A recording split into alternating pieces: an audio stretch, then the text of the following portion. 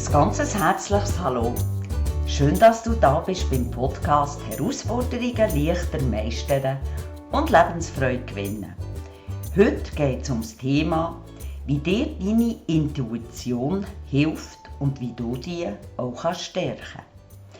Ist es richtig, dass du ein Mensch bist mit einer gesunden Portion Skepsis? Ich denke schon. Und trotzdem ist es dir bestimmt auch schon passiert, du hast etwas da, obwohl du eigentlich eine Vorahnung, eine Intuition hast, dass es schief geht oder absolut in die Hose. Ist es nicht verrückt, wenn du überlegst, dass du deine Intuition hast und es trotzdem gemacht hast? Hast du dir schon mal Gedanken darüber gemacht, warum das so ist? Auf den Punkt gebracht könnte man sagen, das Herz hat seine Gründe, die die Vernunft nicht kennt. Für alle Verstandesmenschen, Intuition hat nichts mit Hokuspokus zu tun.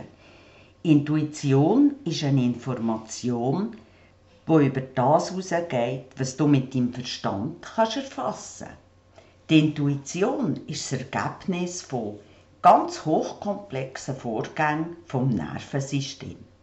Dabei geht es um deine Erfahrung aus der Vergangenheit, die blitzschnell miteinander abgeglichen wird, verglichen und dann zu sehr präzisen Ergebnissen führt. Die Intuition ist eine bewusste Informationsverarbeitung, bei der auch das Unterbewusstsein beteiligt ist und das erst noch schneller als der Verstand ist. Das ist auch der Grund, warum die Intuition so schnell auftaucht wie ein Blitzgedanke. Der Verstand hingegen, der ist langsam, weil er sorgfältig Entscheidungen trifft, überlegt, analysiert. Übrigens, die meisten Aufgaben, die du durch den Tag erledigen, die tust du mit deinem Verstand erledigen. Vielleicht gehörst du zu denen, die glauben, dass sie keine Intuition haben und auch nie hatten.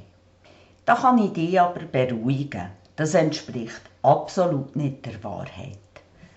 Weil jeder von uns als Kind intuitiv war. Also auch du. Aber dass wir in unsere rationale Gesellschaft passen, wird uns das im Laufe unseres Lebens buchstäblich ausgeredet. Denn es war weder in der Schule noch in der Ausbildung erwünscht, dass wir unserer inneren Wahrheit vertrauen. Logik, Vernunft, Rationalität wird in unserer Gesellschaft sehr hoch bewertet und darum vertrauen wir ihr mehr als unserer grandiosen Intuition. Geschehen ist dann auch, dass du durch Erziehung, durch das kollektive Denken von der Gesellschaft, auch von deinem Umfeld, deine innere Stimme für dich in diesem Sinn immer weniger hörbar ist geworden. Dazu kommt, dass im Laufe der Jahre noch ganz viele verschiedene Stimmen dazukommen. Und irgendwann ist es dir dann nicht mehr möglich, die echte Intuition von diesen verschiedenen Stimmen zu unterscheiden. Deine Intuition ist also immer noch in dir vorhanden, auch wenn du sie vielleicht nicht bewusst wahrnimmst. Es kann auch sein, dass du sie gar nicht hörst, weil deine Intuition ganz leise mit dir kommuniziert, so dass es manchmal einfach ist, sie zu überhören, als dich auf sie einzulassen und ihr zu vertrauen. Solltest du ein Verstandesmensch sein und denken, deine Intuition zu fördern, das bringt doch nichts. Insbesondere im Berufsleben sowieso nicht. Dann solltest du wissen, der Steve Jobs war ein absoluter Visionär, ein Bauchmensch. Er konnte grosse Erfolge verbuchen, weil er seinem Instinkt gefolgt ist und die richtige Wahl getroffen hat.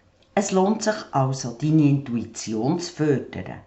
Dann entscheidest du dich auch bewusst, auf deine Intuition zu hören. Kann das dein Leben wunderbar verändern und dir ganz neue Wege eröffnen. Doch wie kannst du jetzt die Stimme von deinem Verstand, deinem Ego, von der Stimme von der Intuition unterscheiden? Die Stimme vom Ego ist meistens mit starken Gefühlen, Emotionen verbunden. Sie ist laut, aufgeregt und sehr bestimmt. Meistens ist sie auch mit etwas ganz Speziellem verbunden. Und zwar mit der Angst. Das Ego, der Verstand, will Recht haben. Darum benutzt es Angst. Das wird deine Intuition nie tun. Die Intuition sagt dir, wechsle deinen Job. Dein Kopf sagt, das ist viel zu gefährlich. Das Ego, das hat immer Angst, etwas zu verlieren, etwas zu verpassen oder auf eine andere Art schmerzhafte Gefühle zu erleben. Doch am meisten hast du Angst, einen Fehler zu machen, indem es eine falsche Entscheidung trifft. Auch handelt das Ego meistens aus einem Mangel heraus und nicht aufgrund von einem positiven Gefühl, von der Freude und der Fülle und dem Vertrauen.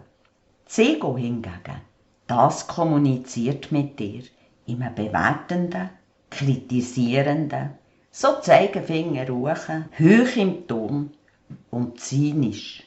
Das Ego hält sich an die Vergangenheit und an die Zukunft. Beim Ego gibt es kein Jetzt, keine Gegenwart. Also bitte denk dran. Die Motivation von deinem Ego ist Angst, aber auch extremes Geltungsbedürfnis, Machtstreben, Eifersucht, Neid, Sturheit, Bequemlichkeit und Erwartungshaltung.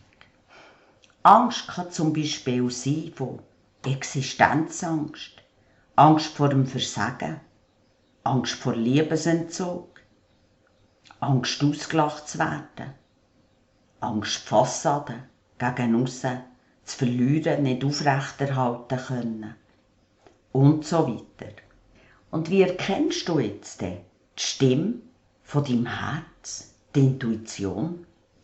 Die Stimme, die ist immer sanft, leislich, ruhig, absolut irrational, ausser in Gefahrensituationen. Da kann sie sehr markant und bestimmt sich bemerkbar machen. Deine Intuition, die begründet nicht. Es ist ein sanfter, schneller, innerer Impuls, der mit viel mehr verbunden ist, als du vielleicht kannst. Es wird ganz oft auch als Geistesblitz bezeichnet.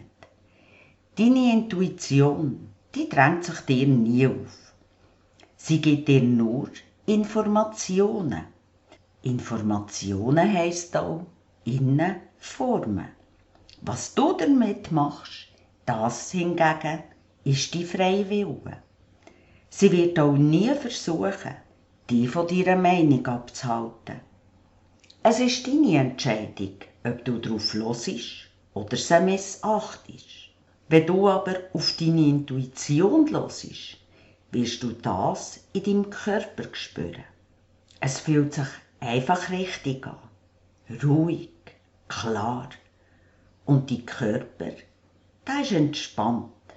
Auch weisst du einfach instinktiv, dass du das Richtige tust, die richtige Entscheidung triffst. Auch wenn du es vielleicht nicht kannst begründen oder genau weisst, warum dass du das tust. Denn deine Intuition, die weiss, dass es keine falschen Entscheidungen gibt, sondern Wachstumsmöglichkeiten und Lernchancen. Und wer weiss denn schon, was der richtige Weg ist? Denn gerade auf Umwegen können dir glückliche Zufälle begegnen. Denk bitte auch daran, deine Intuition kann dich nur im Jetzt, in der Gegenwart erreichen. Auch wenn du präsent in der Gegenwart mit deinen Gedanken bist. Wenn du in der Vergangenheit oder in der Zukunft bist mit deinen Gedanken, dann kann sie dich nicht erreichen. Wichtig für dich auch zu wissen ist, dass sich die Intuition auf ganz verschiedenen Kanälen zeigen kann. Das können zum Beispiel innere Bilder sein, Gefühle, Klänge, Symbole oder auch äußere Signale. Deine Intuition kommuniziert immer mit wenigen und einfachen, klaren Worten und Signalen. Jetzt möchte ich dir noch einige Tipps geben, wie du deine Intuition stärken kannst. Und es lohnt sich wirklich, denn hätte ich früher mehr auf meine Intuition gehört, kannst du mir glauben, mir wäre so manches erspart geblieben. Also der erste Schritt, ein wichtiger Schritt. Es geht um das, dass du lernst, dich selber wahrzunehmen, deinen Körper richtig zu spüren.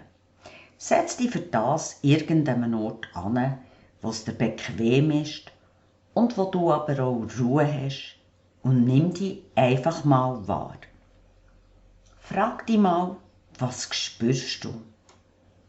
Der Sessel, wo du drauf sitzt, der Boden, Geräusche und so weiter. Dann tu mal beobachten.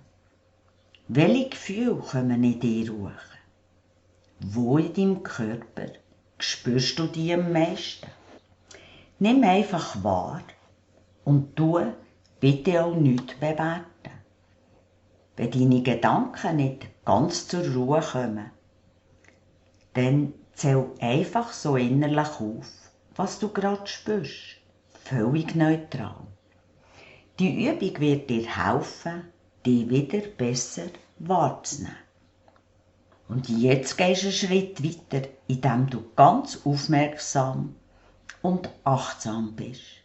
Bist einfach aufmerksam, wie spontane Impulse in dir hochkommen. Wenn du offen bist und auch deine Aufmerksamkeit dafür öffnest, wirst du immer mehr und öfters wahrnehmen, was dir deine Intuition mitzuteilen hat. Wichtig ist auch, ganz viel kommen die Impulse, also deine Intuition, sehr schnell, eben gerade so wie ein Blitzgedanke, der aber ganz schnell in unserer Gedankenmenge verloren kann gehen. Ich empfehle dir, ganz so ein kleines Notizbüchlein zu suchen zu tun, das in die Handtasche passt oder bei den Männern in die Vestotasche, die Vestobusen oben rein, um die schnellen Impulse, die Intuition aufzuschreiben. Der Vorteil vom Notieren ist, dass es für dich erstens mal nachlesbar ist, denn vielfach erinnern wir uns nach einem Monat nicht mehr daran erinnern, dass wir etwas wegen der Intuition da haben. Und für dich mit dem Aufschreiben ist es dann auch noch nachprüfbar und durch das wirst du immer mehr Vertrauen in deine Intuition gewinnen. Ich wünsche dir jetzt ganz viele tolle Erfahrungen, Erkenntnisse und wunderbare, glückliche Zufälle, die durch deine Intuition den Weg zu dir gefunden haben.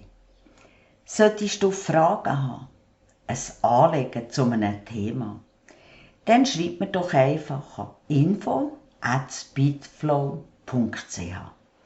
Die E-Mail findest du auch im Podcast beschrieben. Wenn dir mein Podcast gefallen hat, dann würde ich mich freuen, wenn du ihn abonnierst und auch einen Kommentar würdest hinterlassen. Jetzt wünsche ich dir von Herzen, dass du der Mensch wirst, der du gerne sein willst. Auf deinen Lebenserfolg. Deine Pierina Steiner.